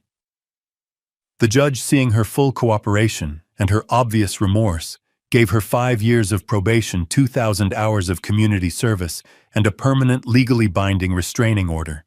She was never to come within 500 feet of me or my granddaughter Emily ever again. She walked out of the courtroom that day a free woman. She didn't look at me. Then it was Nathan's turn. He stood before the judge no longer in his expensive suits, but in an ill-fitting one provided by his public defender. He had nothing left. His own wife had been the star witness against him. The judge read the charges: felony embezzlement from his former firm, conspiracy to commit elder fraud, perjury for the falsified court documents. The sentences were stacked one on top of the other. 10 years, Mr. Stone, the judge said, his voice echoing in the quiet room. 10 years in a state penitentiary. I watched my son, my only son. He stood there, shoulders slumped. He didn't cry. He didn't rage. He just looked empty. The ambitious, arrogant man who had planned to steal his father's life was gone. All that was left was a hollow shell. They led him away in chains, and I felt nothing. Not sadness, not anger, not even victory. I just felt empty. The amputation was complete. The cancer was gone. But the space where my son used to be was now just a void. I walked out of the courthouse, the media shouting my name. I ignored them all. I got in the car with Peterson. "It's over," I said. "Almost," he replied. "We have one last piece of business, the most important one." He was right. The next day I was in Peterson's office. Not my hidden command center, but his real office on the 50th floor of the Stone and Peterson Tower downtown, the one with views overlooking the entire city. The girl, I said. Emily. Paul nodded. He slid a folder across the vast mahogany desk. Her trust fund. The one you've been paying into for 10 years with Nathan's fake mortgage payments. What's the damage? None, Paul said. It's completely insulated. It was never in Nathan's name and Diana has no claim to it. It is solely legally and untouchably in Emily Stone's name to be accessed by her on her 21st birthday. Her mother, I said. Diana, the restraining order is good, but she's still her mother. She'll find a way to manipulate her. She'll get her hands on that money. Not if we act now, Paul said. I looked at the folder. The account was now worth just over $430,000. It was the only good thing to come out of Nathan's decade of lies. I want it locked down, Paul, I said. I want a legal firewall built around that money so high that Diana can't even smell it. I want a co-trustee appointed, a professional, someone from the bank, someone who answers only to me. Diana is not to have any signatory rights. No access, no information, nothing. That money is for Emily, for her education, for her future. It is not and never will be for her mother. Peterson nodded, already making notes. Consider it done. We'll file the motion with the court this afternoon citing Diana's felony conviction and the restraining order. No judge in this state will argue. Good, I said. I stood up and walked to the vast floor-to-ceiling window. I looked down at the city of Austin, my city. It was all finally done. Nathan was in prison. Diana was a convicted felon disbarred from my life. Their marriage was over. And Emily, my granddaughter, she was finally truly safe. Safe from them. And safe from their greed. The cost had been my entire family, but the price for my granddaughter's future, I knew in that moment I would pay it all over again. A week later, the news vans were gone. The reporters had moved on to the next scandal. My bungalow was quiet again. I was sitting in my real office, the command center, not the small kitchen. Peterson sat across from me. We weren't drinking cheap coffee. We were drinking a 25-year-old scotch. The bottle had been collecting dust saved for a special occasion. I decided this qualified. The monitors on the wall were no longer dark. They were lit up, showing the sprawling complex web of my assets. The 82 million. The logistics company, the real estate holdings, the stock portfolio. It looked obscene. It felt heavy. I swirled the amber liquid in my glass. Clara was right, I said. My voice was quiet, just a rumble in the silent, air-conditioned room. Paul looked up, his glass untouched. About what, Greg? About this. I gestured at the screens, at the numbers. She said this money would be a curse if we weren't careful.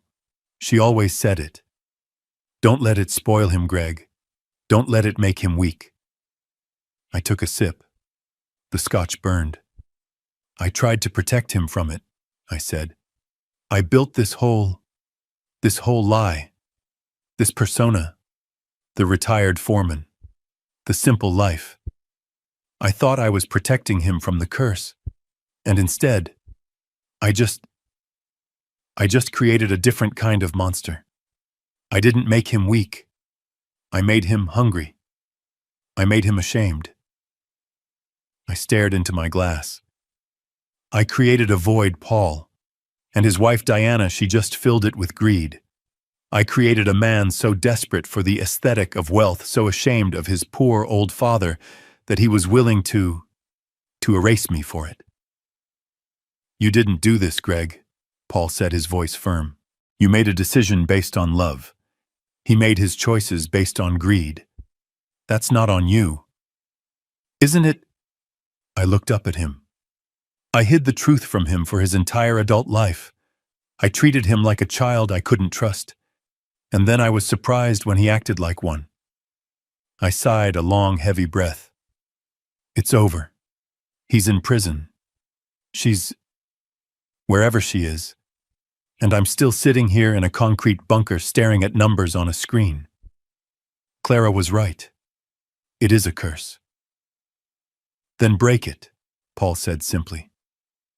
I looked at him. What? Break the curse, Greg. You're 70 years old. You've been hiding for 15 years. You've been pretending to be a ghost in your own life. What's the point? What are you saving it all for? For who? He was right. The secrecy, the hiding, the simple bungalow, the old truck. It was all a performance, and the audience was now in prison. The show was over. A new feeling settled over me. Not anger, not sadness, just exhaustion. I'm tired of hiding, Paul, I said. I turned to the monitors, all those numbers, all that power, all of it just sitting there dormant. I'm done, I said. I'm done pretending. I stood up. Sell it. Paul blinked. Sell what, Greg? The company. No, not the company. Sell the assets, the secondary properties, the shadow holdings. I want you to start liquidating a significant portion of the portfolio. I want 10 million in liquid cash, as soon as possible. Paul stood up. Greg, that's a massive move. What are you planning to do with it? I looked at the photo of Clara, the one I'd brought from my bungalow, and placed on the steel desk, her laughing eyes. I'm going to start using it, I said. Like she would have wanted. Like we should have years ago. I turned back to Paul. I want you to set up a foundation. A new one. Call it the Clara Stone Foundation. And I want its mission to be simple. For kids. For kids like Emily. Kids who are trapped. Kids whose parents fail them. We're not going to hide this money anymore, Paul, I said. We're going to put it to work. We're going to do some good with it. Let's break this damn curse for good. 1 year. 365 days had passed since I had last seen my son, since I had watched him be led out of my kitchen in handcuffs. It was Christmas again. But this Christmas, I was not in the small, cramped bungalow. I was not hiding. I was home.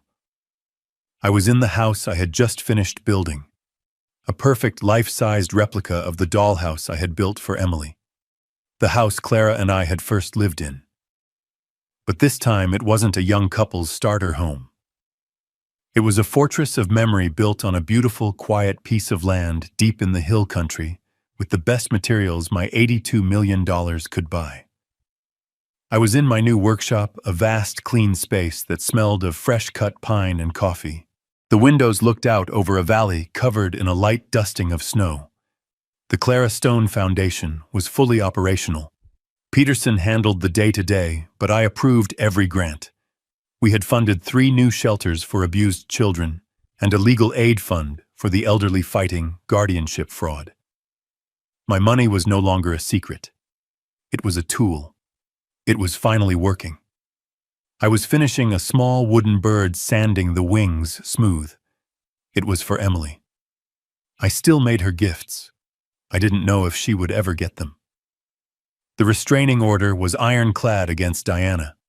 And since Emily was only 8, Diana's custody meant my granddaughter was by default kept from me. I hadn't seen her in 365 days. The doorbell chimed. I froze. My hands stopped moving. I wasn't expecting anyone. Peterson was in Aspen with his family. My security head, Alex, was stationed at the main gate a mile down the road. He would have called if it was a threat. This was just a visitor. I walked through the new house, my boots echoing on the wide plank oak floors. I went to the heavy front door and looked through the peephole. My heart stopped. It was them. Emily. She was 8 now. She looked taller, thinner. Her hair was longer. She was wearing a simple pink coat that looked a size too small, and her hands were stuffed into her pockets. and behind her, standing just off the porch, was Diana. My hand tightened on the doorknob. The ice. The old, cold, surgical ice. I felt it begin to creep back into my veins. Then I looked again. This was not the Diana I remembered. This was not the woman in the designer dress who had sneered at my aesthetic. The perfect icy blonde hair was gone. It was replaced by a mousy dishwater brown pulled back in a simple frayed ponytail. The $1,000 coat was gone, replaced by a thin black parka, the kind you buy from a discount rack. And underneath it, I recognized the uniform. A black polo shirt and a matching black apron stained with what looked like coffee. I could just make out the faded logo of a 24-hour highway diner. She wasn't a brand anymore. She wasn't an aesthetic. She was a waitress. She had been working. She had been humbled. She had been paying in a way that prison never could. She saw me looking at her through the glass. She flinched. She physically flinched and took a half step back, pulling her cheap parka tighter as if to hide the diner's logo. She was ashamed. For the first time since I had met her, the emotion on her face was not arrogance. It was not anger. It was not manipulation. It was genuine, unfiltered shame. I opened the door. The cold air rushed in. Emily looked up at me, her eyes wide. "Grandpa?" Her voice was small, tentative. Diana immediately put her hands on Emily's shoulders, staying back, not daring to step onto the porch. "Honey, I told you we can't just... He's busy." "I wanted to see him," Emily insisted, her voice desperate. She pulled away from her mother and took a step toward me. Diana wouldn't look at me. She was staring at the intricate woodworking of my porch railing at the welcome mat. Her face was gaunt. She was tired. The fire, the venom, the arrogance, it was all gone. "Diana," I said. My voice was just gravel. I hadn't spoken her name in a year. She jumped, startled. She finally forced her eyes to meet mine. I saw fear. But it was a different kind of fear now. It wasn't the fear of being caught. It was the fear of a person who has no power left. "Mr. Stone," she said, formal, quiet. I'm sorry. We shouldn't have come. The restraining order. I'm on the public road. I'm 500 feet away. I'm not violating it. I'm just... She pushed Emily forward slightly, a small, helpless gesture. She wouldn't stop asking, Diana whispered, and her voice cracked. "She misses you. I told her I would just ask. That's all. We'll go. I'm sorry to bother you." She started to turn, reaching for Emily's hand. "Come on, Em. Let's go." And I just stood there, watching them. The woman who had tried to have me buried alive. The woman who had helped my son plan my financial and social execution. The woman who was now working double shifts at a diner to pay off her court-mandated restitution. And my son, Nathan. He was in a low-security prison working in the library. He was taking accounting classes. He wrote me letters. One every week. I hadn't opened a single one. They were in a box in my office right next to the original plans for this very house. The cycle of pain. It was standing right here on my porch. I could close the door. I had every right to. I could call Alex. I could call the police and have her arrested for violating the spirit of the restraining order. I could let them walk back down the long, cold driveway to whatever beat-up car she drove now. I could keep the ice. I could hold on to the victory. I looked at Emily. She was looking at me, her face crumpled with the familiar disappointment of a child who never gets what she wants. She was the only one who was truly innocent. She was the one who had lost her father to prison, her mother to poverty and shame, and her grandfather to an anger she couldn't possibly understand. All because of this. All because of the money. Clara's voice a whisper from 20 years ago. Don't let it be a curse, Greg. Don't let it just be about winning. If I closed this door, the curse would continue. The hate would continue. The ice would win. Diana was already walking away, pulling a reluctant Emily with her. It's cold outside, I said. My voice sounded strange even to me. It wasn't the voice of the CEO. It wasn't the voice of the angry father. It was just a voice. Diana stopped. She turned around slowly, her face a mask of utter disbelief. The light snow was starting to stick to Emily's hair. I didn't smile. I didn't open my arms. I didn't say, I forgive you. I didn't say, it's okay. I just looked at them. The broken woman and the innocent child. I stepped back from the door. I opened it wider. The warm air from my house smelling of the fresh pine I had on the fire and the hot chocolate I was making spilled out onto the cold porch. I'm making hot chocolate, I said. Come in. Greg's story is a powerful lesson in how appearances hide the truth. He pretended to be poor to protect his son from the curse of wealth, only to discover that the shame of poverty and the hunger for status corrupted his son just as badly. It shows that the people most obsessed with the aesthetic of success are often the ones hiding the deepest moral and financial failures.